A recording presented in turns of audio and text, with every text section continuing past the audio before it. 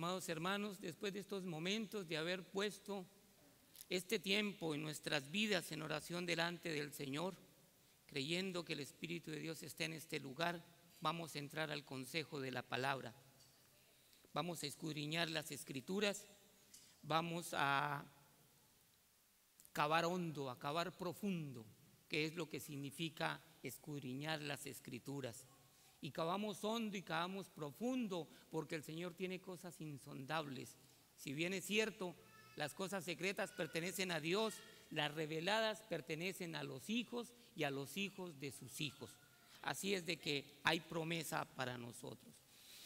En este día,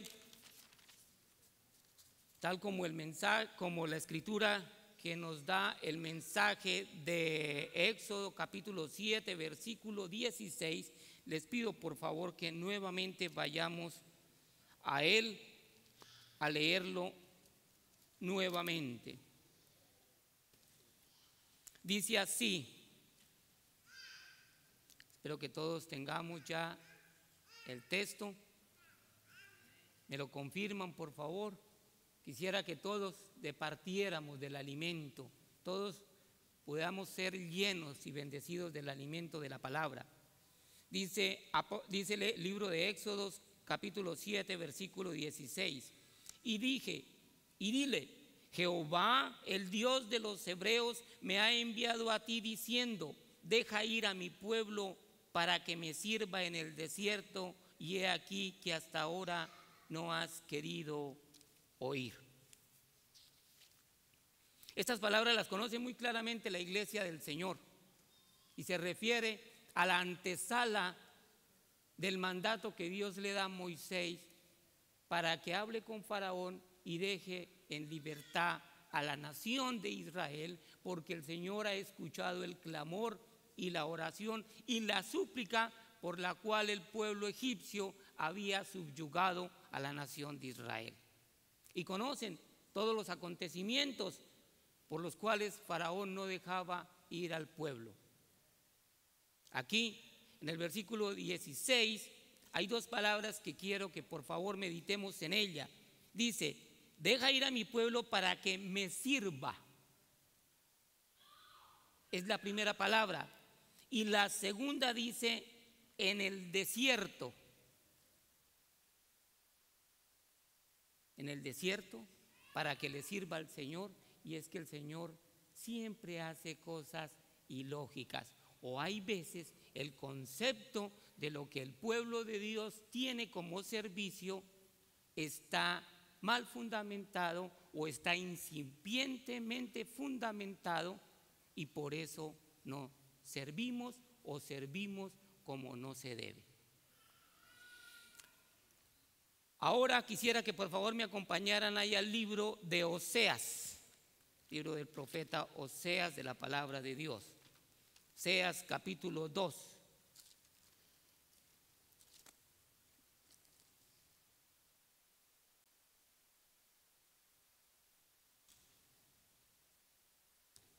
Aquí el profeta también habla de algo muy similar, solo que aquí han pasado muchos años. Y aquí en el versículo 14 del capítulo 2 del libro de Oseas nos dice lo siguiente. Oseas capítulo 2 versículo 14. Pero he aquí que yo la traeré y la llevaré al desierto y hablaré a su corazón. Nuevamente, pero he aquí que yo la traeré y la llevaré al desierto y le hablaré a su corazón. Estas dos escrituras guardan una profunda relación. Muchas veces el pueblo de Dios cree que servirle a Dios es solamente ocupar un cargo o una posición dentro del templo, dentro de la congregación, dentro de la iglesia. Pero a la luz de esas escrituras vamos a ir mirando a qué se refiere el Señor con respecto de que lleva a su pueblo al desierto para que le sirva. Yo no sé cuántos imaginan cómo es un desierto, pero el desierto tiene características muy, pero muy fuertes, extremas. Hay soledad son lugares oscuros, son lugares fríos y son lugares sin agua. Pero el Señor se propone llevar a su pueblo al desierto. ¿Para qué? Para educarlo, para tener una relación con Dios, para tener una relación con Dios, su pueblo y su pueblo con Dios. En Egipto estaba lleno de dioses de diferentes índoles, dioses paganos. En Egipto había una serie de costumbres, había aflicción, había cualquier cantidad de impedimentos que quizá no permitirían escuchar la voz del Señor. Pero el Señor decide que se van al desierto y allá los va a educar. Allá el Señor va a hablar.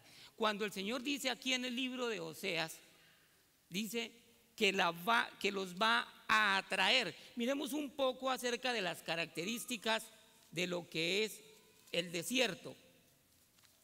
Buscando en el diccionario me encuentro con que desierto es un lugar de pastos libres, no muy colonizado, a donde se podía llevar el ganado.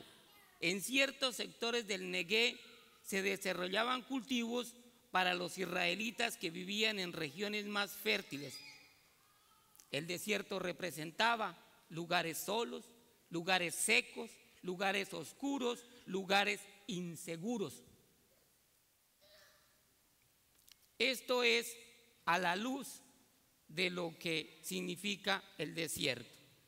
El desierto viene de una palabra, la 4057 del hebreo, que significa midbar, y lo que da a entendernos es arriar, pasto, potrero, campo abierto, pastizal para pastorear.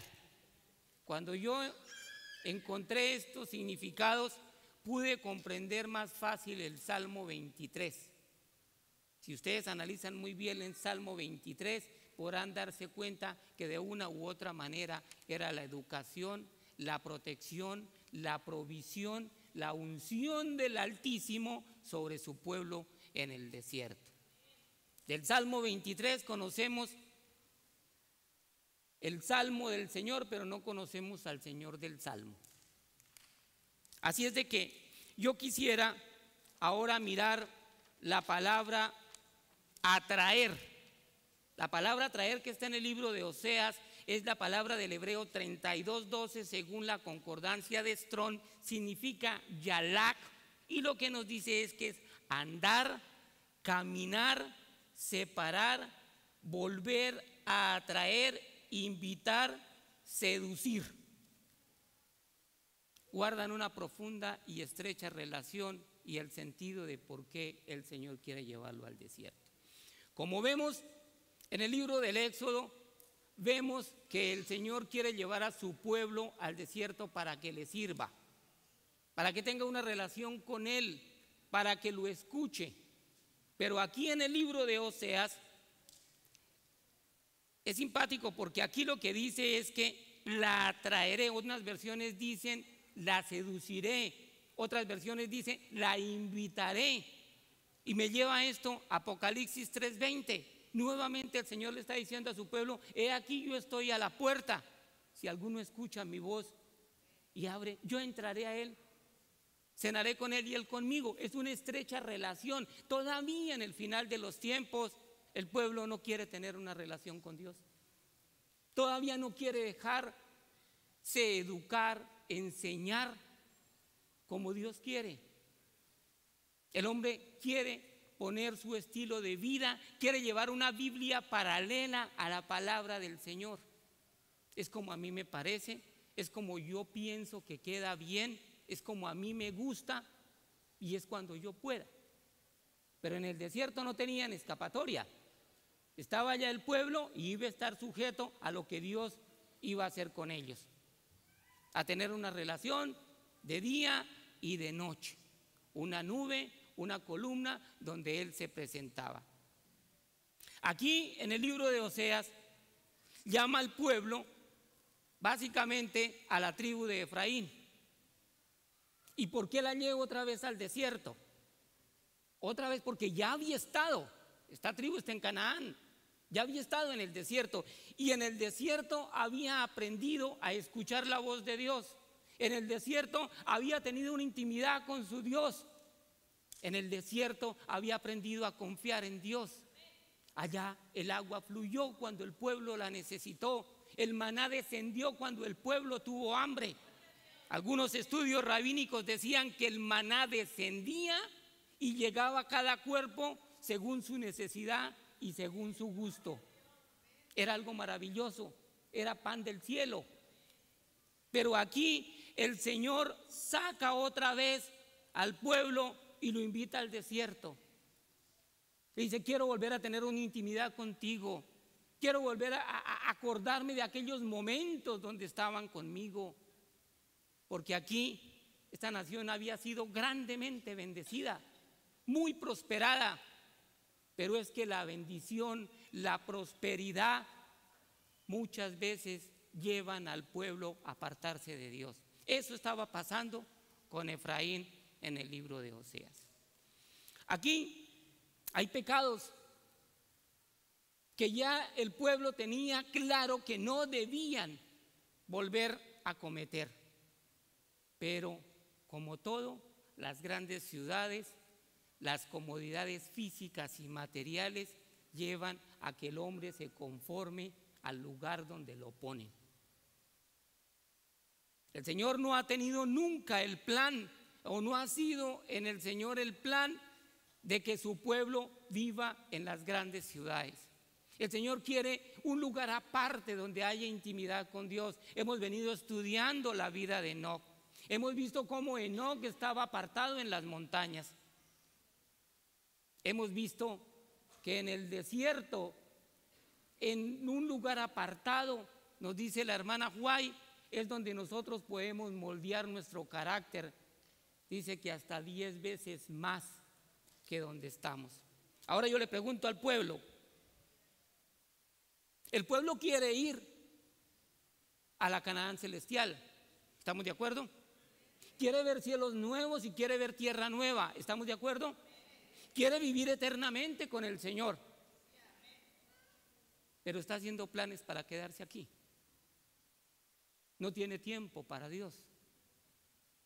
Se hace una congregación para que vengan a ayunar y vengan a orar y todos clamemos para que el Señor nos muestre su voluntad.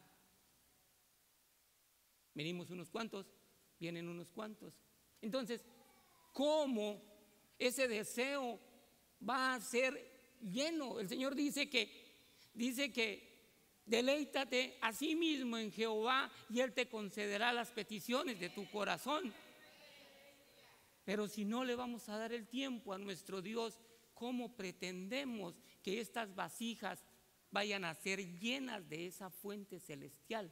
Por lógica, vayan a una fuente y coloquen por pequeños momentos una vasija a ver cuándo se llena, o dejen una quieta ahí para que se llene, a ver si se llena o no se llena. Nosotros somos llamados vasijas en las manos de Dios, y vasijas en las manos de Dios como un alfarero que lo que a él no le gusta lo deshace para nuevamente hacer una vasija.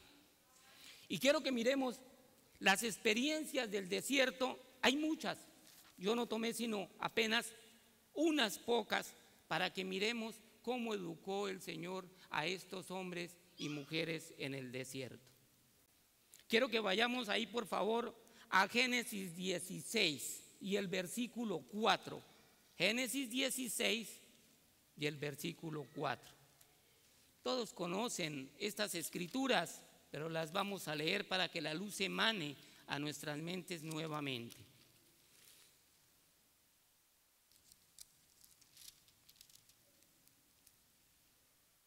Génesis 16 y vamos a leer del 4 en adelante. ¿Ya lo tenemos? Dice la palabra de Dios en el 4: y él se llegó a Agar. ¿Quién? Abraham, la cual concibió, y cuando vio que había concebido, miraba con desprecio a su señora. Aquí ya empezamos a ver las cosas de otra forma diferente. Agar llega como esclava, traída de Egipto, y estaba en sumisión de su señora. Pero por la brillante idea de Sara, termina entregándosela a Abraham, concibe un hijo y los roles cambian. Sigamos. Entonces Sarai dijo a Abraham: mi afrenta sobre ti, yo te di mi sierva por mujer, y viéndose encinta me mira con desprecio. Juzgue Jehová entre tú y yo. Y respondió Abraham a Sarai: he aquí tu sierva está en tu mano, haz con ella lo que bien te parezca. Y como Sarai la afligía, ella huyó de su presencia. 7. Y la halló el ángel de Jehová junto a una fuente de agua en el desierto, junto a la fuente que está en el camino de Sur. Versículo número 8. Y le dijo: Agar, sierva de Sarai, ¿de dónde vienes tú y a dónde vas? Y ella respondió: huyo de delante de Sarai, mi señora. Y le dijo el ángel de Jehová: vuélvete a tu señora y ponte sumisa bajo su mano. ¿De dónde vienes tú hoy, querido hermano? ¿De dónde vienes tú hoy, querida hermana? ¿Quién es tu Señor? ¿A quién le debe su misión?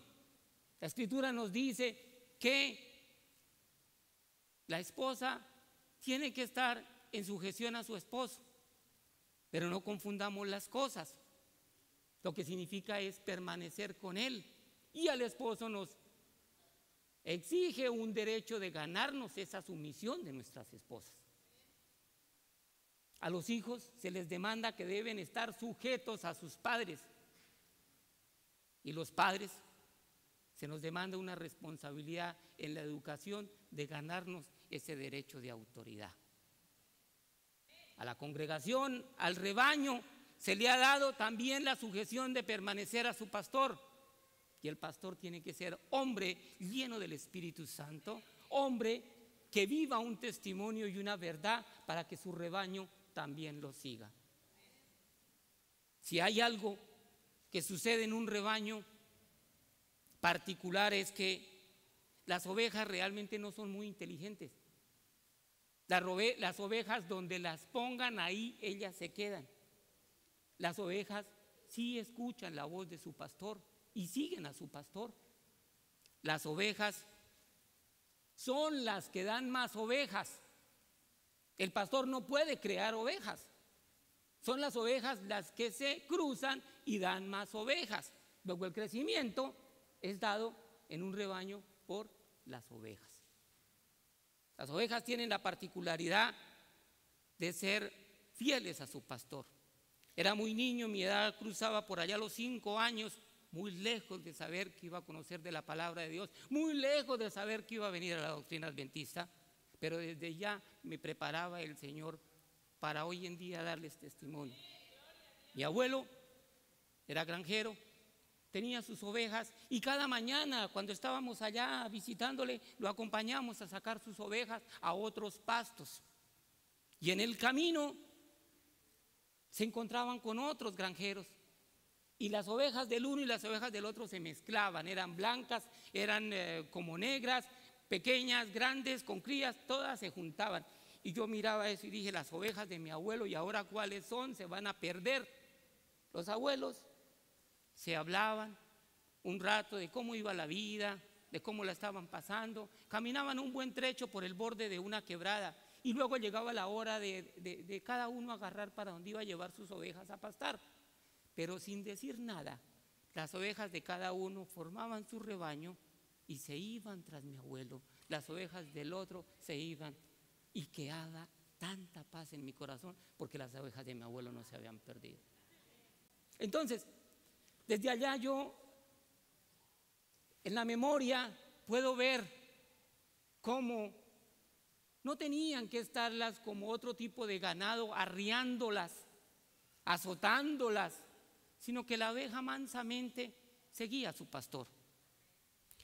Ahora, aquí el Señor le dice a Agar, le pregunta: ¿por qué estás donde estás?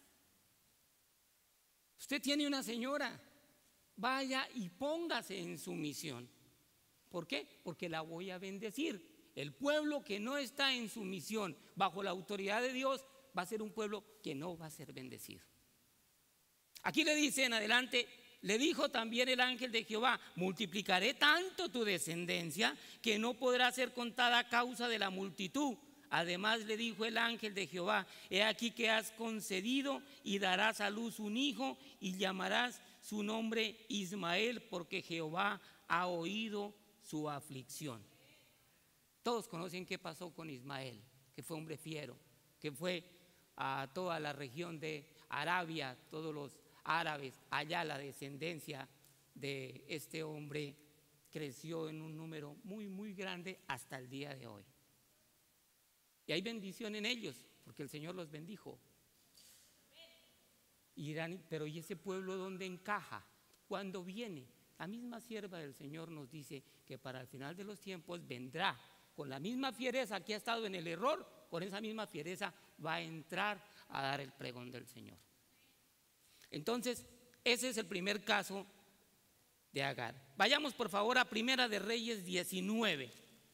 El tiempo corre. Primera de Reyes 19. Enemigo número 1, los predicadores. Primera de Reyes, capítulo 19 de la palabra de Dios.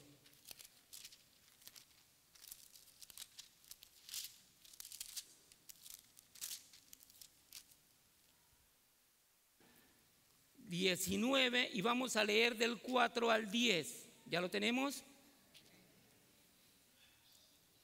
Dice la palabra de Dios a partir del versículo 4 del capítulo 19 del primer libro de los Reyes. Y él se fue por el desierto un día de camino, y vino y se sentó debajo de un enebro, y deseando morirse dijo: basta ya, oh Jehová, quítame la vida, pues no soy yo mejor que mis padres. Y echándose debajo del enebro se quedó dormido, y he aquí luego un ángel le tocó y le dijo: levántate, come. Entonces él miró, y he aquí a su cabecera una torta cocida sobre las ascuas y una vasija de agua, y comió y bebió y volvió a dormirse. Y volviendo el ángel de Jehová la segunda vez lo tocó, diciendo: levántate y come, porque largo camino te resta. Se levantó pues y comió y bebió y fortaleció con aquella comida, y caminó 40 días y 40 noches hasta Horeb, el monte de Dios. Y allí se metió en una cueva donde pasó la noche, y vino a él palabra de Jehová, el cual le dijo: ¿qué haces aquí, Elías? Él respondió: he sentido un vivo celo por Jehová Dios de los ejércitos, porque los hijos de Israel han dejado tu pacto, han derribado tus altares y han matado a espada a tus profetas.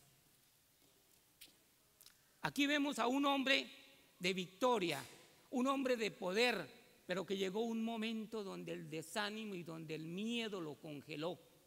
Aquí este hombre desea morirse. ¿Cuánto cristiano llega un momento en la vida donde se paraliza?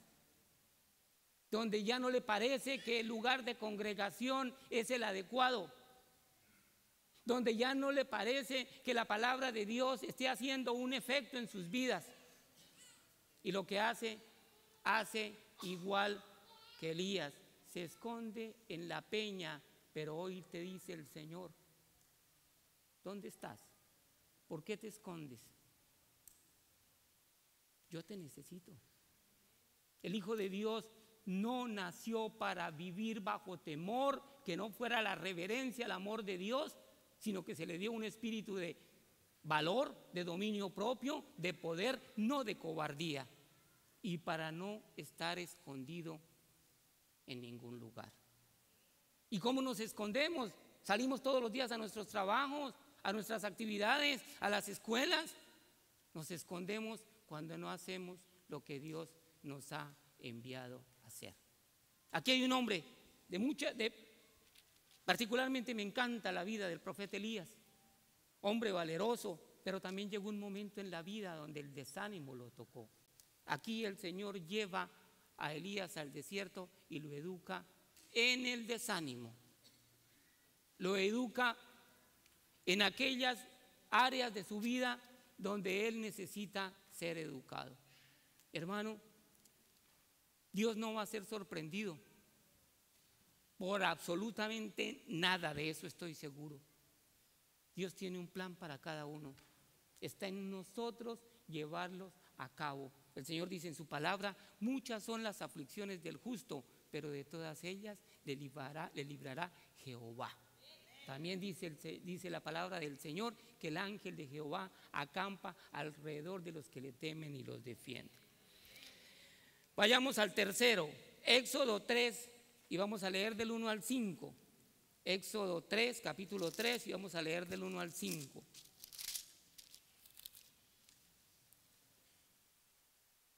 ¿Me lo confirman, por favor, cuando ya lo tengan? Dice versículo 1: apacentando Moisés las ovejas de Yetro, su suegro, sacerdote de Madián, llevó las ovejas a través del desierto y llegó hasta Horeb, monte de Dios. Y se le apareció el ángel de Jehová en una llama de fuego en medio de una zarza, y él miró y vio que la zarza ardía en fuego y la zarza no se consumía. Entonces Moisés le dijo: iré yo y veré esta grande visión. ¿Por qué causa la zarza no se quema? Viendo Jehová que él iba a ver, lo llamó Dios de en medio de la zarza y le dijo: Moisés, Moisés. Y él respondió: heme aquí. Y dijo: no te acerques, quita tu calzado de tus pies, porque el lugar en que tú estás, tierra santa es. Regresemos al versículo número 1 y miremos que es llevado al monte de Horeb, que es el mismo monte Sinaí. ¿A qué lleva el Señor y a qué quiere educar el Señor a Moisés? Recordarán que en Éxodo 33, 18, Moisés le dice al Señor: te ruego que me muestres tu gloria. ¿Cuál gloria? ¿Cuál gloria fue la que le mostró Jehová a Moisés? Su carácter. Por eso, seguidamente le dice, después de mostrarle su gloria, le dice: prepárate 2 tablas, porque voy a escribir la ley, voy a escribir lo que has visto, lo que se te ha mostrado, el carácter. A Moisés se le llevó para conocer el carácter de Dios. ¿No es acaso lo que el Señor pretende hacer con el remanente de hoy día? Que conozcamos el carácter de Dios. A Moisés se le llevó al desierto para liderar una población muy grande, de quizá más de 1 millón de personas, lidiar con la quejadumbrez, con las necesidades de un pueblo. A Moisés se le llevó al desierto para depender única y exclusivamente de Dios. Hoy en día, y me incluyo yo, tenemos tantas trabas para abandonar las ciudades. Nos da tanto miedo depender de Dios, cuando lo que tenemos, si se nos olvida, es todo porque Dios lo ha permitido. Hermanos, muchas veces peleamos por lo que no trajimos y peleamos por lo que no nos vamos a llevar. Así es de que Moisés fue llevado al desierto para depender única y exclusivamente de Dios.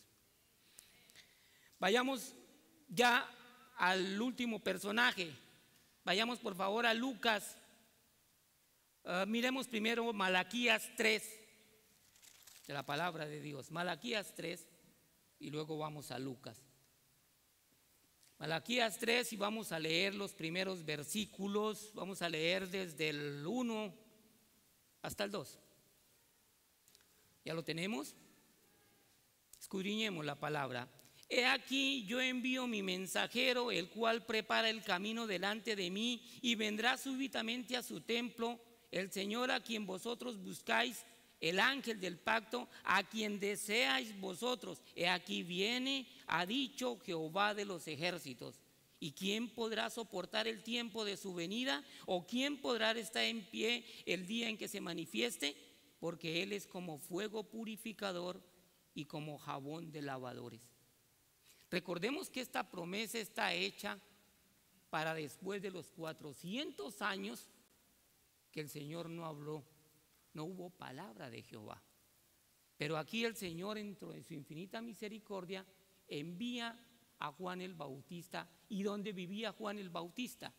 vivía en el desierto. ¿De qué dependía Juan el Bautista? Juan dependía de miel, de lo que el ambiente le daba, y allá fue educado Juan el Bautista. Por eso no en vano el Señor dice que es el más grande de todos los profetas. ¿Para qué fue educado Juan el Bautista? Para la comisión de presentar la venida del Señor Jesús. Ahora, viendo esto, este hombre está siendo educado para la comisión del Señor Jesucristo, para presentarlo. A él el Señor le había dado la señal que donde el Espíritu de Dios se posara, él era el Hijo de Dios. Ahora, notemos que el Hijo de Dios, nuestro Señor Jesús, y Juan el Bautista eran primos, y la diferencia de edad no era sino de unos 6 meses. O sea que era sorpresa que él pudiera ver que el Espíritu Santo descendía sobre su primo y que él era el Hijo de Dios. Pero Juan fue criado en el desierto, donde fue preparado para no tener miedo, donde al Jordán llegaban los contingentes con espada dispuesta a desenvainarla ante cualquier revuelta. Yo creo que más fuerte que lo que puede estar hoy pasando hoy día si nos metemos en un terreno un tanto delicado a predicar la palabra. Pero el Señor lo prepara para que anuncie su venida. Juan el Bautista es una promesa, y es la promesa que en nosotros debe verse reflejada. Somos nosotros los encargados ahora de la comisión de la venida por segunda vez del Señor Jesucristo. Te pregunto yo a la iglesia. Ahora, tenemos el dominio propio, tenemos el Espíritu de Dios, tenemos el poder y el amor para hacer ese trabajo. La tribu de Efraín fue llevada al desierto porque tenía pecado de prevaricación, de fornicación, de adulterio. Se había olvidado de las leyes de Dios. Hoy en día no es nada diferente. El pastor predicó hace unos días acerca de ángeles maléficos en medio del pueblo de Dios y que hacen contaminar el pueblo. El hermano Rancés predicó el sábado pasado y me llamó la atención una palabra a mi corazón. ¿Habré sido yo la causa de no traer un alma a Cristo? ¿Habré sido yo el tropiezo para que una persona no venga a Cristo? Esa pregunta la dejo en el corazón de cada uno. Ahora miremos Lucas 1, 76 y 80 de la palabra de Dios.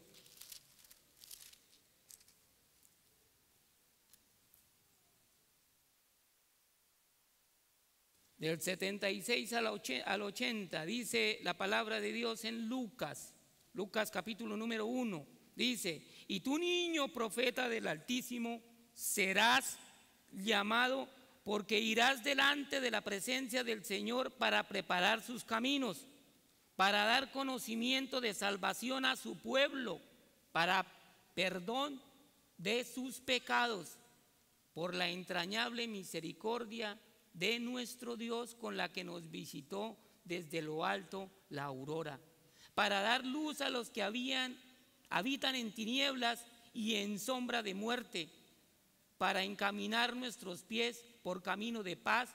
Y el camino crecía, y el niño crecía y se fortalecía en espíritu, y estuvo en lugares desiertos hasta el día de su manifestación en Israel. Si Juan el Bautista no vive en el desierto, no puede hacer la obra. No la puede hacer. Tenía que haber vivido el tiempo que vivió hasta el día de empezar su ministerio para poder ser lleno del Espíritu Santo. El Señor Jesucristo, antes de comenzar su ministerio, va 40 días al desierto, en ayuno y en oración, y es tentado. Yo me preguntaba muchas veces, ¿Qué era lo que el Señor Jesucristo oraba?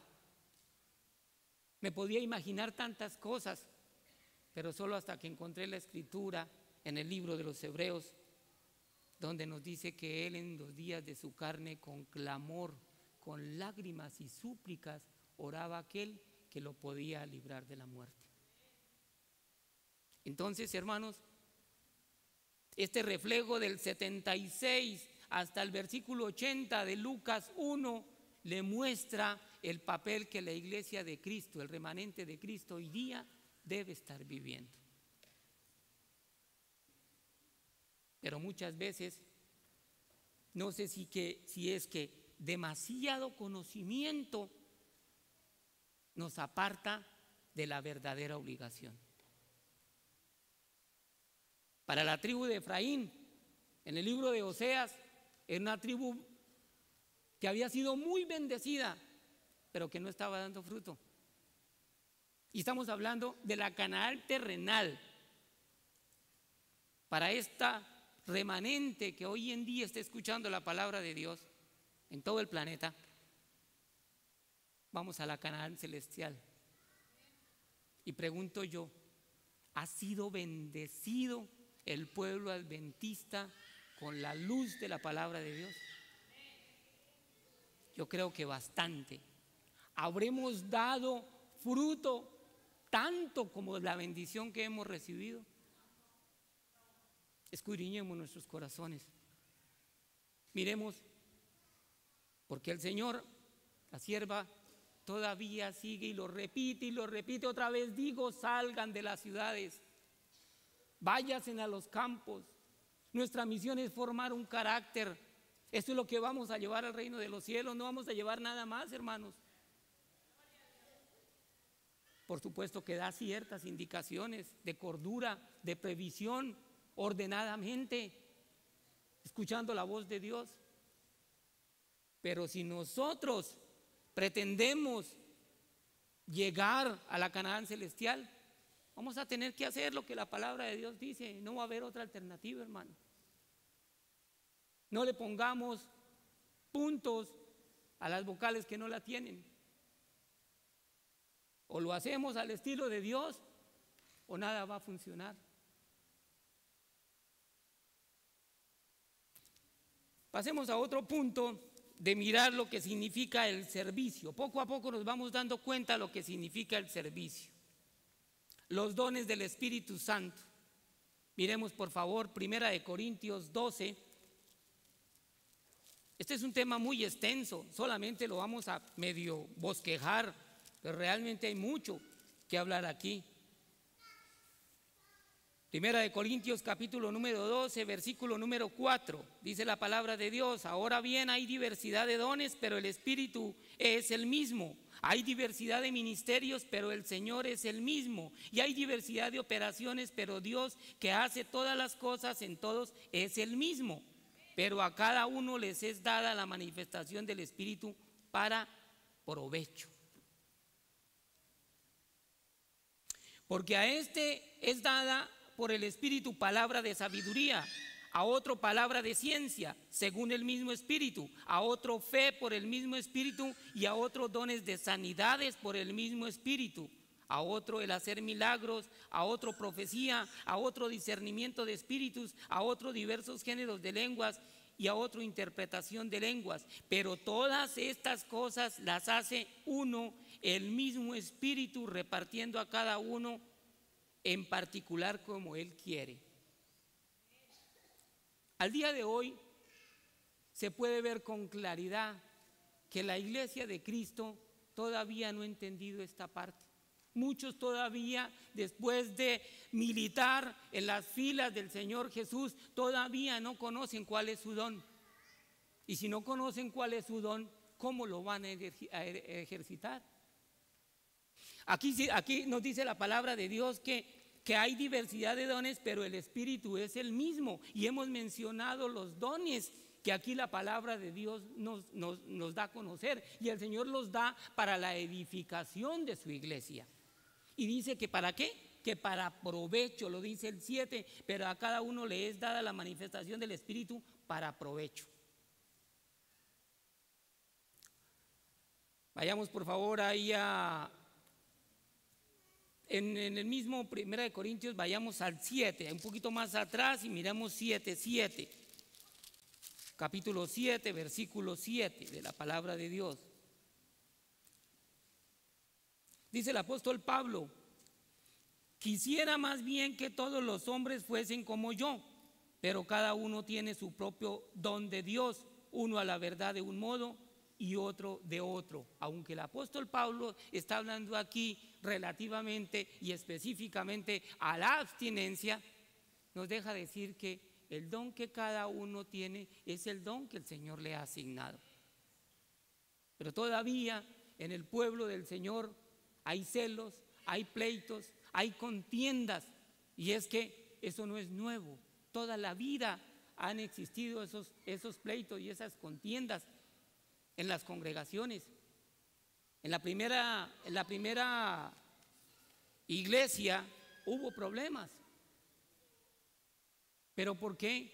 Porque nadie entiende el trabajo de lo que significa la edificación. El pueblo, la nación que Dios está llevando a la Canaán celestial es un pueblo que necesita estar unidos, queridos hermanos. Un pueblo que necesita trabajar unido. Quizá tengamos diferentes temperamentos, pero el propósito para llevar la obra del Señor es el mismo. No en vano el Señor lloró sobre Jerusalén, porque no se dejaron juntar como Él los quería. Y les dice: pueblo que ha apedreado sus profetas. ¿Y por qué apedrean los profetas? ¿Y por qué apedrean a los siervos que llevan la palabra de Dios y quieren hacer las cosas conforme la palabra de Dios dice? ¿Por qué? Porque cada quien quiere hacer su propia obra. Es como a mí me parece, es como yo pienso. Y entonces se desvirtúa la palabra de Dios. En el espíritu de profecía vamos a ver cómo la hermana nos amplía un poco esta palabra. Miremos que la luz menor nos lleve a comprender la mayor. Dice en el evangelismo, la página 80, dice: el valorar los dones de los demás, mis hermanos, trata de llevar el yugo de Cristo. Dejad vuestras muletas espirituales y practicad la gracia de la humildad. Apartad toda sospecha de mal y estad dispuestos a ver el valor de los dones que Dios ha concedido a vuestros hermanos. Carta 125 de 1903. Diferentes en temperamento, pero unidos en espíritu, en nuestro hogar no tenemos disensión, ni existen palabras impacientes.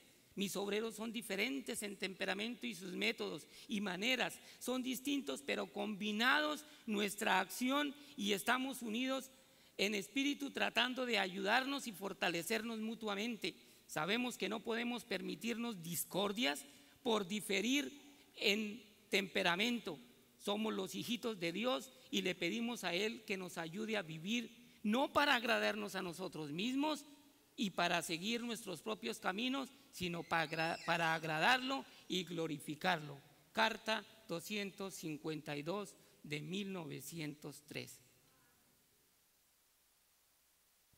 Hermanos, la diversificación de los dones es una bendición.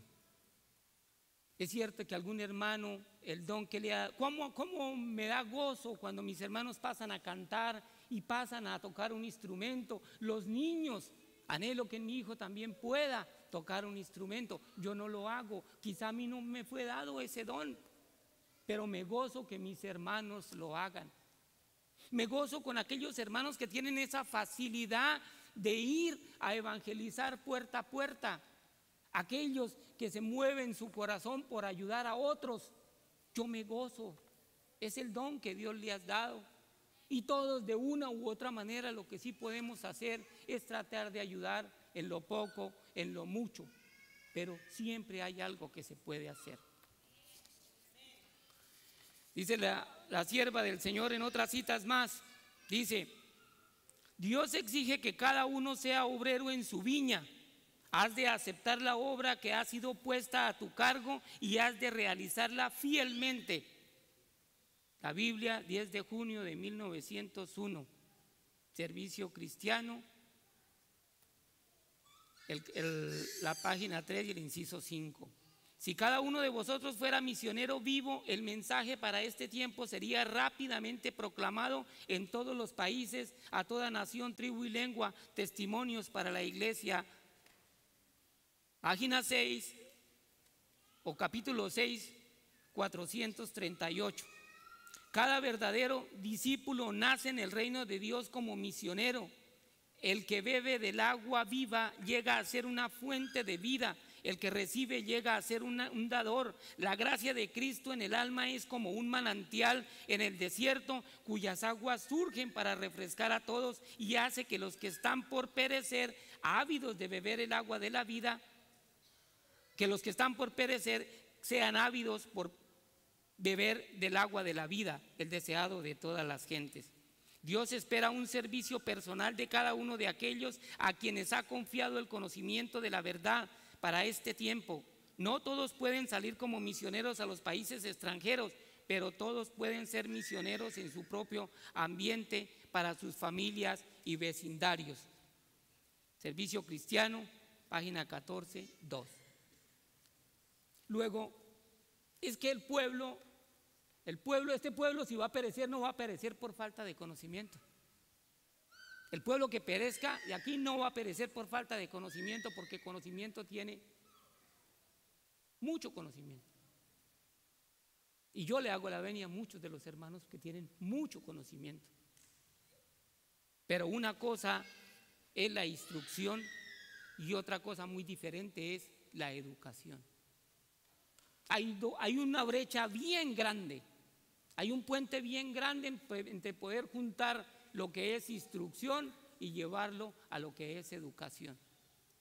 Ya no debería mencionarse, como dice el apóstol Pablo, cosas en el pueblo cuando les dijo a los Gálatas que haya falta de educación entre el pueblo de Dios, entre los hermanos. Los problemas en la iglesia han existido siempre. Y quiero llevarlos por favor ahí al libro de los Hechos. Miremos la primera iglesia de Cristo. Hechos capítulo 6 de la palabra de Dios. Dice la palabra de Dios en el capítulo 6 del libro de los Hechos, versículo número 1 en adelante. En aquellos días, como creciera el número de los discípulos, hubo murmuración de los griegos contra los hebreos, de que las viudas de aquellos eran desatendidas en la distribución diaria. Entonces los 12 convocaron a la multitud de los discípulos y dijeron: no es justo que nosotros dejemos la palabra de Dios para servir a las mesas. Buscad pues, hermanos, de entre vosotros 7 varones de buen testimonio, llenos del Espíritu Santo y de sabiduría, a quienes encarguemos de este trabajo. Y nosotros persistiremos en la oración y en el ministerio de la palabra. Agradó la propuesta a toda la multitud y eligieron a Esteban, varón lleno de fe y del Espíritu Santo, a Felipe, a Prócoro, a Nicanor, a Timón, a Parmenas y a Nicolás, prosélito de Antioquía, a los cuales presentaron ante los apóstoles, quienes orando les impusieron las manos.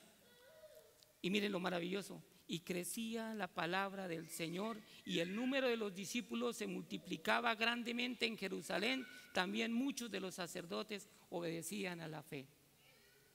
Para los años 1900, de un mensaje que me llegó, hablaba de 25 casos por los cuales los hermanos se habían peleado en las iglesias. No voy a leerles los 25 casos, voy a mencionarles apenas algunos. Y eran cosas realmente insignificantes por las cuales se habían ocasionado estos problemas en las iglesias. Casos como que la junta se peleó porque el predicador, el pastor, tenía que llevar el sombrero con la ala redonda, pensaban unos, y otros porque tenía que ir como en estrella. Se dividió la iglesia por ese mero concepto. ¿A quién le interesa cómo lleva el sombrero y si lleva sombrero? Lo que le interesa al pueblo de Dios es que lleve la palabra. Otro caso donde las hermanas se pelearon por ponerse de acuerdo en el menú. La iglesia se dividió porque las hermanas no se pusieron de acuerdo en la preparación del menú. ¿Habráse visto semejante insensatez? ¿Pasará esto en los días del remanente de Israel?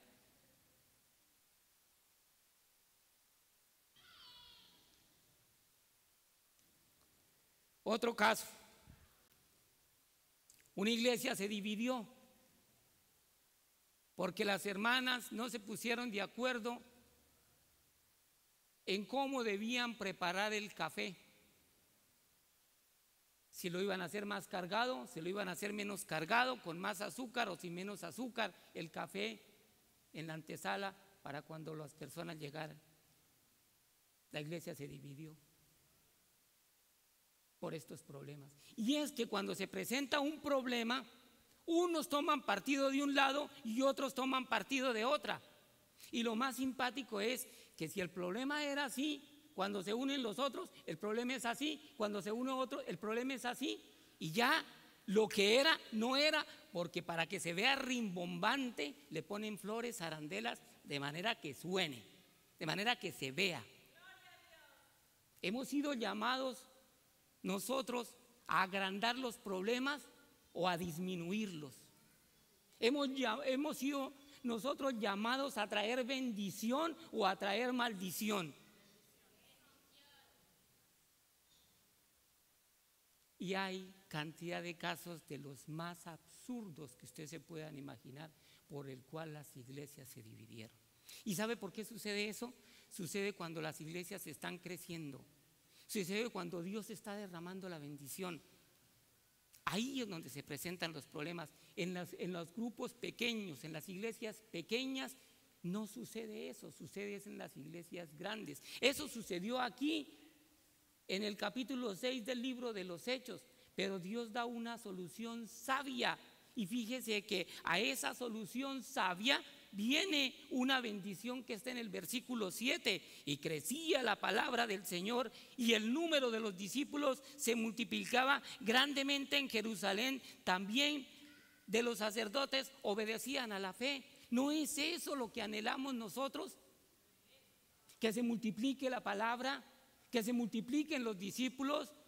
Que el hermano pentecostal, que el hermano bautista, que el hermano presbiteriano, que el hermano luterano, que el hermano testigo de Jehová vengan y a la fe, a la luz admirable que Dios nos ha mostrado.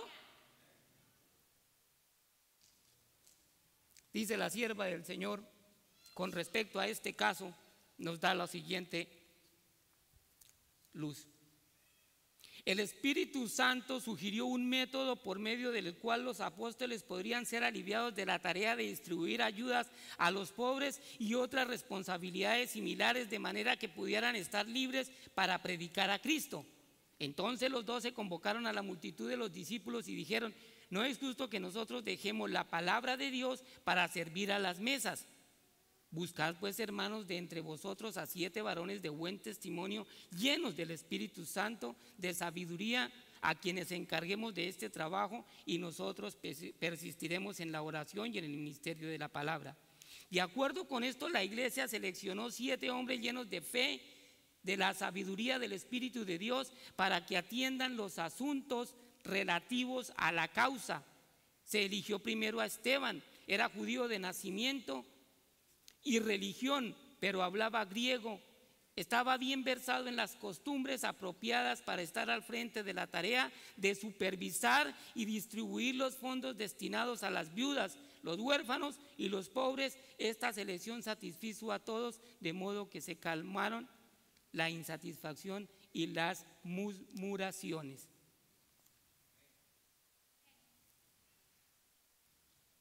El problema es que en muchas ocasiones no se nombran a personas que estén llenas del Espíritu Santo, que tengan el conocimiento de la palabra de Dios, que sean aptos como Esteban para juzgar en los casos donde se presentan inconvenientes.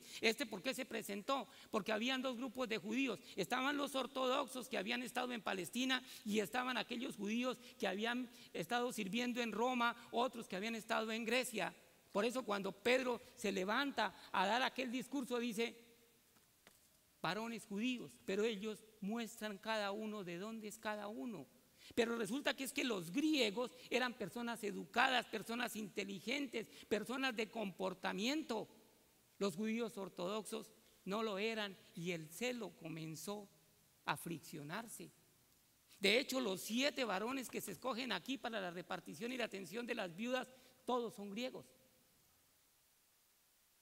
Pero les pareció, ¿por qué? Porque no les pareció a ellos, porque el Espíritu del Señor, cuando ellos oraron y pidieron que les dieran esos varones, el Señor les dio esos varones. Hermano, cuán importante es que una congregación, que un grupo de ancianos, un grupo de diáconos, un grupo de hermanos, para cualquier labor se encomienden a Dios y pidan luz para saber si es la persona o no es la persona, porque por esa razón dejamos puertas abiertas y el enemigo mete a sus ángeles, a sus agentes, con los cuales más adelante vamos a tener serios problemas. Pero si el Señor nos dice quién es el que está lleno del Espíritu Santo, quién es el apto para servirle en la obra, no vamos a tener estos problemas. Pero aquí la iglesia tuvo una victoria. Y es que muchas iglesias sucumben en la prosperidad mientras otras salen adelante en la necesidad. Me explico. Iglesias grandes han llegado a desaparecer producto de los problemas porque no hay control. Va creciendo y como no hay control, entonces la gente sigue haciendo las mismas cosas que hacían cuando estaban 2 o 3. Es que así las cosas se hacen.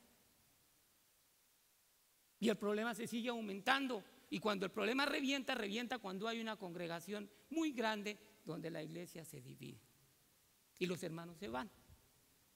¿Por qué? Porque hay muchos hermanos que son agentes viajeros de iglesia en iglesia. Nunca han encontrado en el Salmo 1 la revelación de la palabra que tiene uno que plantarse junto a las aguas para dar fruto y para no caer. Porque déjeme decirle una cosa, hermano, aquel que se va de la iglesia por causa de la iglesia no vino a la iglesia por causa de Cristo. Nosotros venimos a buscar a nuestro Redentor. Quizá hay muchas formas de servir y quizá no habíamos encontrado la razón de cómo servirle a Dios.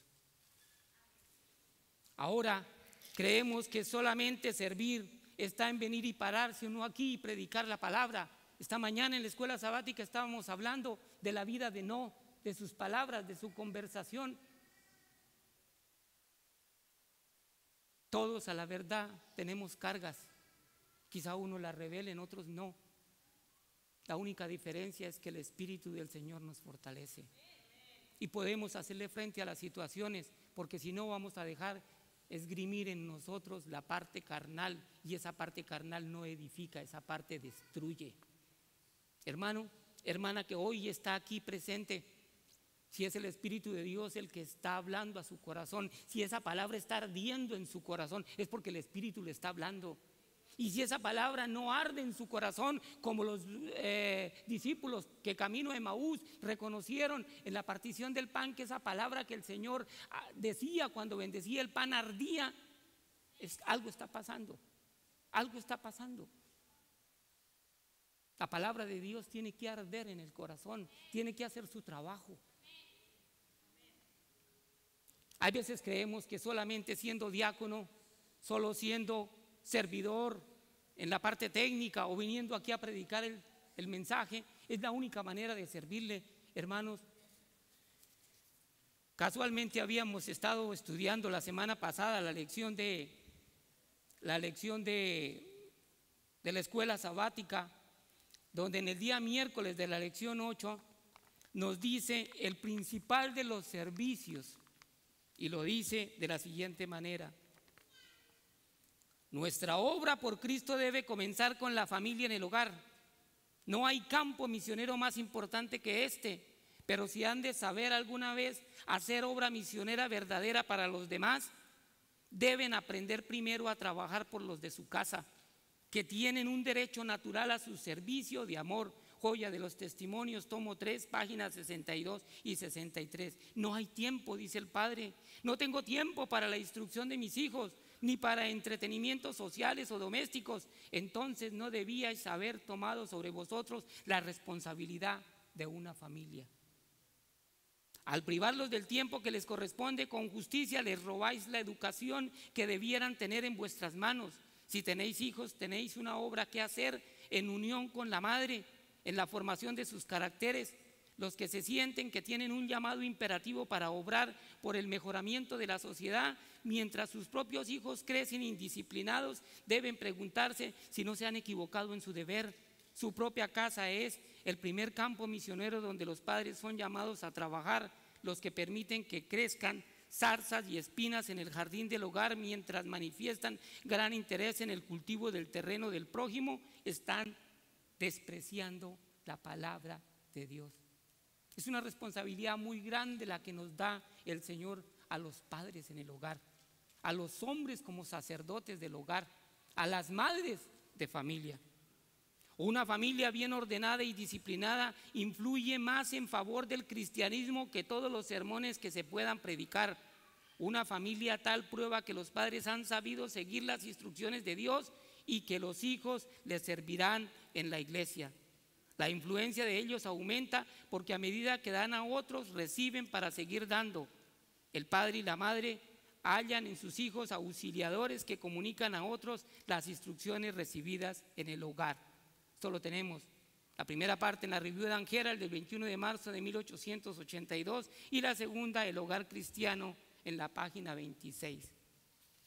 Hermanos, el Señor habla. Y me encontré, cuando el Señor quiere entregar un mensaje, los medios el Señor los coloca. Hace apenas un día, un hermano me trajo este librito, y leyéndolo, encontré acerca de los hijos de los infieles y los hijos de los fieles.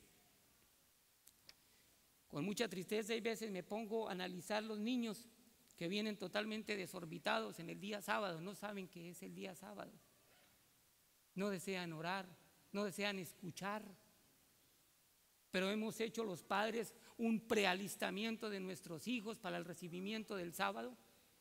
Y aquí hay algo que realmente a mí me movió. A la hermana Juárez le hacen una pregunta en aquel tiempo, que si los hijos pequeños de los creyentes se salvarían. ¿Por qué? Porque no han tenido oportunidad de formar un carácter. Y mire lo que sucede. Dice, esto está también está en Mensajes Selectos, tomo 3.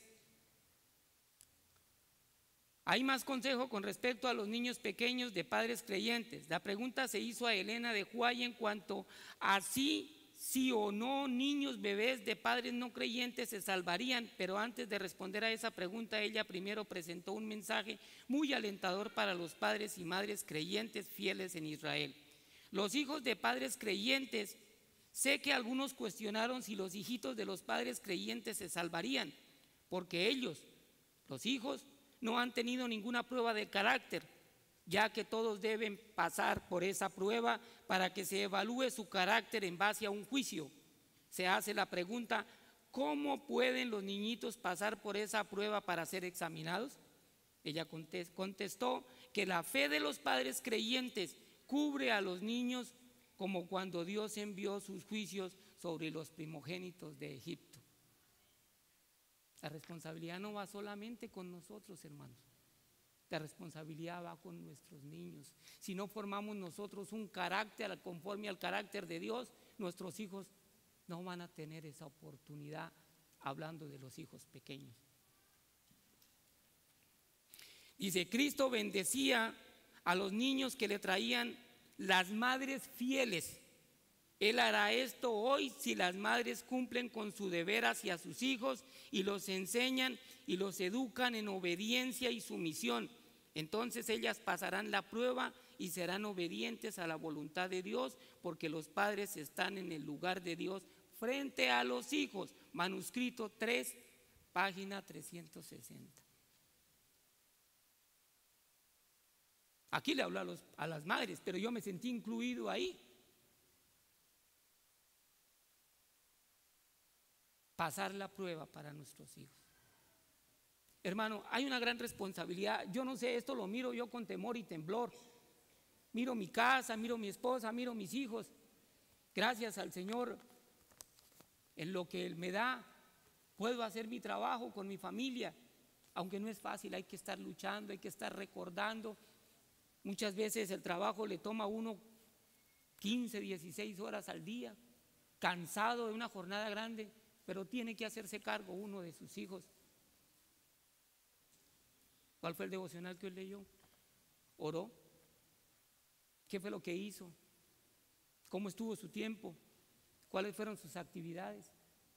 Hermanos, si nosotros no nos esforzamos por nuestros hijos, no pretendamos que alguien más lo va a hacer. Luego, para aquel que había pensado que el servicio era solamente ser diácono, ser evangelista, ser anciano o ser pastor, ahí lo pueden ver que el servicio para el Señor implica muchas cosas. Que el Señor nos ayude, que el Señor pueda en nosotros, por esa misericordia inmerecida, darnos ese carácter para salvar nuestros hijos, para salvar nuestras vidas, y tengamos esa devoción de poder cumplir con lo que Dios nos ha mandado. A la verdad, esto es palabra de Dios. Uno es simplemente un mensajero. Vamos ahora a que los hermanos nos canten un canto especial, y pasaremos a finalizar. Dios me los bendiga.